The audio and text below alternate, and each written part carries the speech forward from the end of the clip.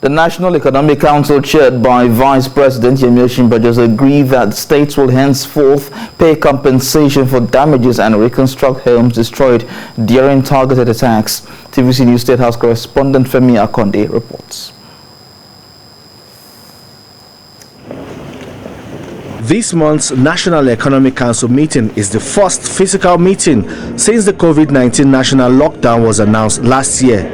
Before, every meeting was virtual. Maybe the current national reality needs a face-to-face meeting to resolve, especially with the frightening spread of insecurity, the deteriorating living condition in the face of worsening poverty, and the high rate of inflation that has also forced a rise in the cost of food commodities. Vice President Yemi Osinbajo chaired the meeting on the coordination of economic planning efforts and programs of various governments of the Federation. During the meeting, the Presidential Economic Advisory Council briefed NEC on poverty eradication and growth strategy that will facilitate the achievement of the federal government's plan to lift 100 million Nigerians out of poverty. The main objective is to ensure that poverty has been reduced significantly by 2023, and this involves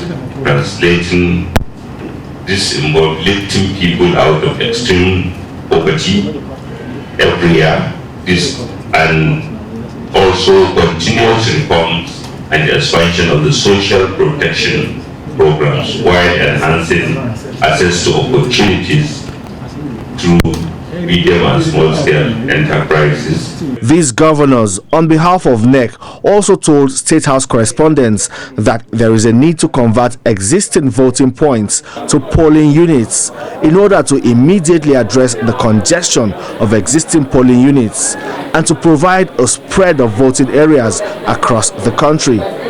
They were convinced after they got briefed by the chairman of INEC on the matter.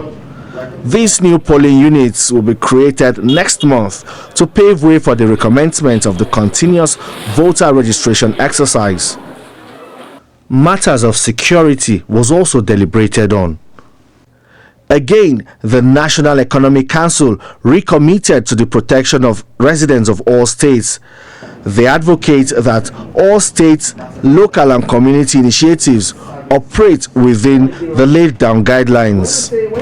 Ensuring that local security initiatives, whether they are states, government enforcement agencies, or local vigilante groups, or the community policing program of the Nigerian police, are inclusive and are composed with due consideration given to adequate representation of non-indigenous minority resident communities. What is left to be seen is the level of implementation of policies formulated and resolutions passed at this meeting. Also, how far it will go to change the narrative of rising insecurity and improve the country's rating on the global multidimensional poverty index. Femi Akonde, TVC News, Abuja.